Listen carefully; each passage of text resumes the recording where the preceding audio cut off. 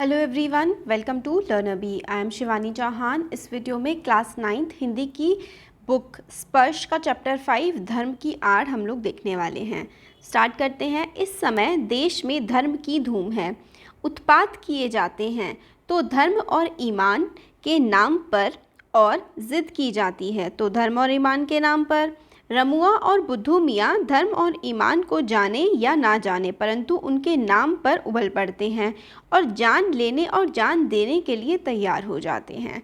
तो धर्म की आड़, धर्म क्या होता है? हमारा जो रिलीजन है, हम जो कर रहे हैं, है ना, रिलीजन के नाम पर हमारे देश में इस समय बिल्कुल अलग ही तरीके से हिंदू मुस्लिम सिख ईसाई, मतलब इतना ज़्यादा कितना पोलराइजेशन हो गया है। पोल्स का क्या मतलब होता है कि भाई आप एक धर्म के हो तो आप उससे जुड़े रहोगे और आप उसकी तारीफ़ें करोगे और दूसरे धर्म की बुराइयां करोगे, और धर्म के नाम पर आपस में एक दूसरे से लड़ने झगड़ने मरने तक को लोग उतारू हो जाते हैं।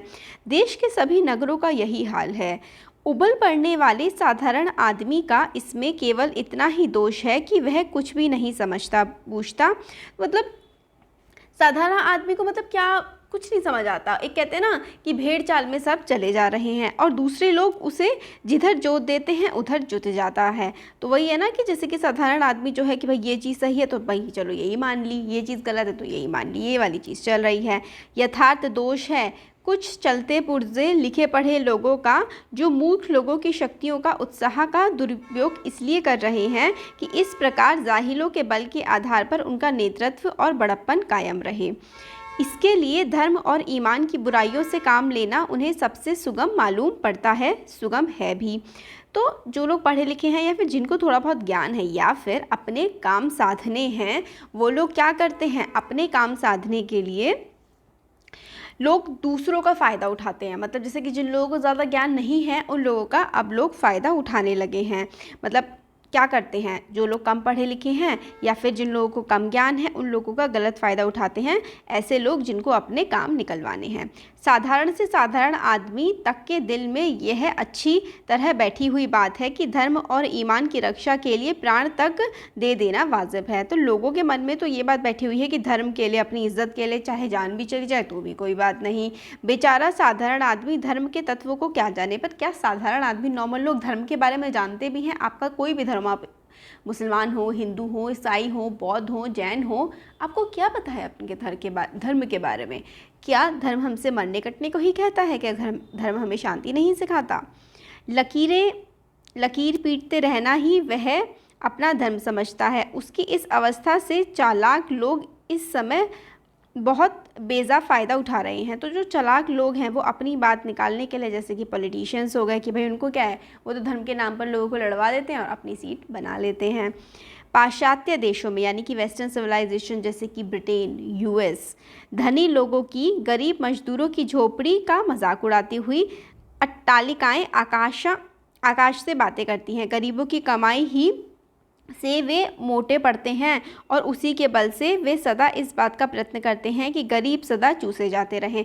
तो जैसे हमारे देश में लोग धर्म के नाम पर गरीबों का साधारण लोगों का फ़ायदा उठाते हैं, तो वेस्टर्न सिविलाइजेशन जो है, पाश्चात्य देश, वहाँ पे क्या किया जाता है, वहाँ पर जो अमीर लोग हैं वो गरीबों का मजाक उड़ाते हैं और बस यही कोशिश करते हैं कि गरीब गरीब बना रहे, क्योंकि गरीब गरीब बना रहेगा तभी तो अमीर और अमीर बन पाएगा। यह भयंकर अवस्था है। इसी के कारण साम्यवाद, बोल्शेविज्म का जन्म हुआ। साम्यवाद यानी कि कम्युनिज्म, बोल्शेविज्म यानी कि जो गरीब हैं, जो वर्कर है, जो पीजेंट्स है यानी कि जो किसान है, वो सब मिल करके आएंगे और शोषण का, जो उनके साथ गलत हो रहा है, शोषण का, अत्याचारों का खिलाफ, मतलब अत्याचारों का सामना करेंगे। कम्युनिस्ट रिवॉल्यूशन इन रशिया, ये हिस्ट्री में भी ये वाला चैप्टर है, उसके बारे में बोल्शेविज्म की बात की जा रही है। हमारे देश में इस समय धनपतियों का इतना जोर नहीं है। यहाँ धर्म के नाम पर कुछ इतने गिने चुने आदमी अपने हीन स्वार्थों की सिद्धि के लिए करोड़ों आदमियों की शक्ति का दुरुपयोग किया करते हैं। गरीबों का आगे है। जितना बुरा यह है कि वहाँ है धन की मार, यहाँ है बुद्धि पर मार। वहाँ धन दिखाकर करोड़ों को वश में किया जाता है और फिर मनमाना धन पैदा करने के लिए जोत दिया जाता है। यहाँ है बुद्धि पर पर्दा डालकर पहले ईश्वर और आत्मा का स्थान अपने लिए लेना और फिर धर्म, ईमान, ईश्वर और आत्मा के नाम पर अपनी स्वार्थ सिद्धि के लिए लोगों को लड़ना भिड़ाना। तो हमारे देश में तो ऐसा बोल रहे हैं कि धर्म के नाम पर लोगों को लड़ाया जाता है और वेस्टर्न सिविलाइजेशन में पैसा दिखाकर और पैसा बनाने की कोशिश की जाती है।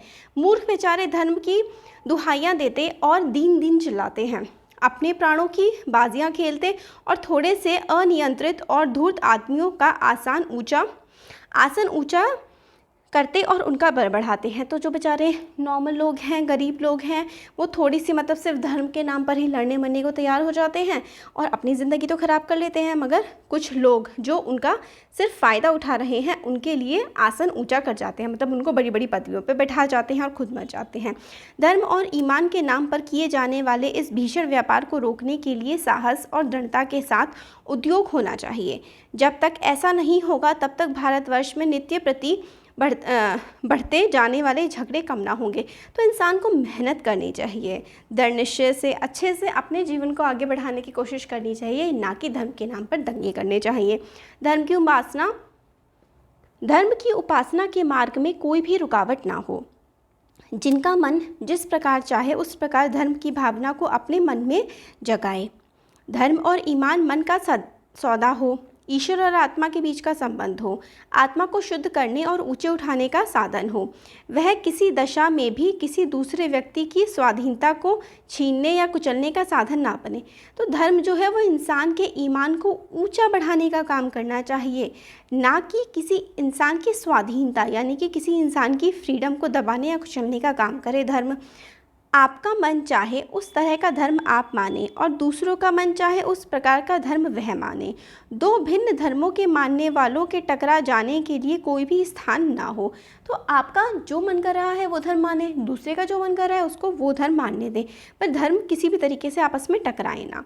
यदि किसी धर्म के मानने वाले कहीं ज़बरदस्ती टांग अड़ाते हों तो उनका इस प्रकार का कार्य देश की स्वाधीनता के विरुद्ध समझा जाए। तो अगर धर्म के नाम पर लोग दूसरों की ज़िंदगियों में टांग अड़ाएं तो फिर तो ये देश की स्वाधीनता, देश की फ्रीडम के खिलाफ इस चीज़ को समझा जाना चाहिए कि अगर कोई धर्म के नाम पर किसी दूसरे इंसान की ज़िंदगी में दखलंदाजी कर रहा है तो देश की स्वाधीनता होता है फ्रीडम। देश की स्वाधीनता के लिए जो उद्योग किया जा रहा है यानी कि जो मेहनत की जा रही है उसका वह दिन निसंदेह अत्यंत बुरा था जिस दिन स्वाधीनता के क्षेत्र में खिलाफत, मुल्ला, मौलवियों, धर्माचार्यों को स्थान दिया जाना आवश्यक समझा गया। तो स्वाधीनता के लिए यानी कि हमारी फ्रीडम की लड़ाई के लिए वो दिन बहुत बुरा था कि धार्मिक नेताओं को फ्रीडम की लड़ाई में शामिल किया गया। एक प्रकार से उस दिन हमने स्वाधीनता के क्षेत्र में एक कदम पीछे हटाकर रखा। तो राइटर कहते हैं जिस दिन अपने धर्म को अपने स्वतंत्रता की लड़ाई में जगह दी उस दिन हमने फ्रीडम से एक कदम पीछे अपना रखा था।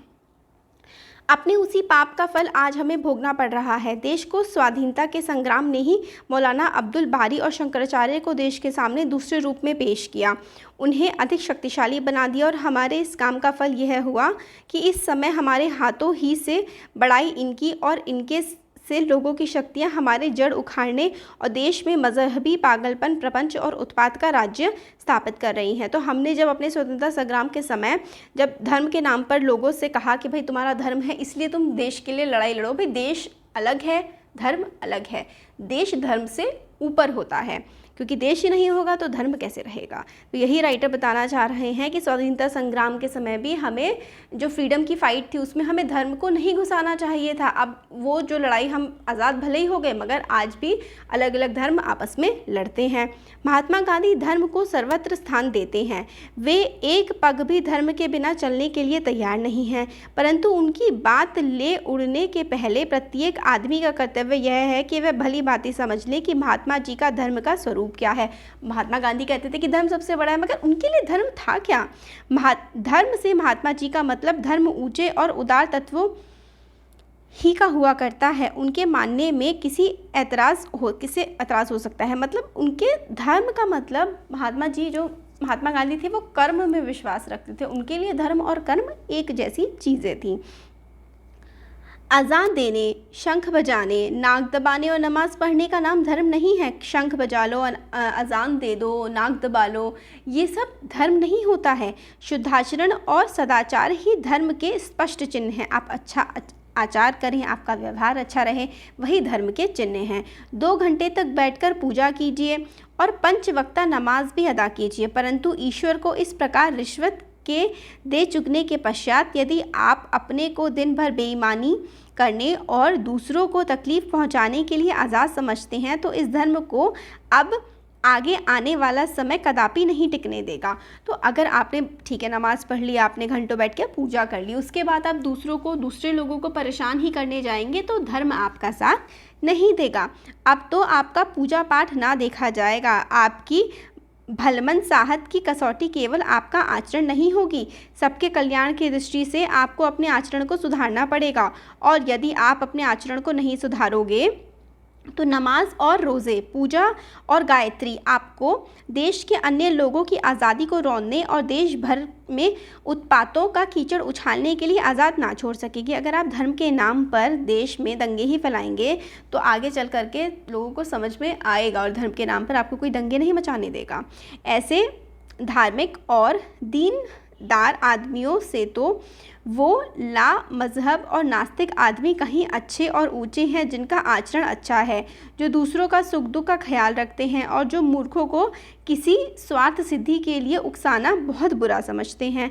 तो इस तरीके के धर्म जो मानने वाले लोगों से अच्छे तो वो लोग हैं जो भगवान को नहीं मानते मगर वो दूसरे लोगों के साथ भी गलत नहीं करते हैं।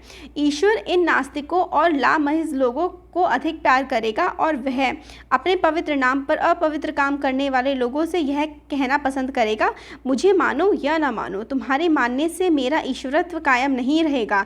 दया करके मनुष्यत्व को मानो, पशु बनना छोड़ो और आदमी बनो।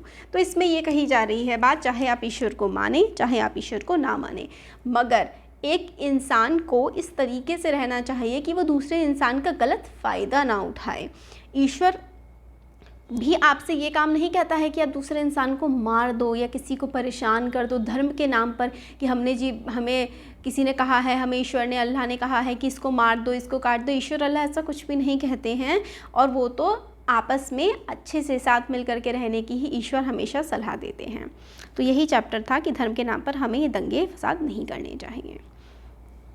Thank you.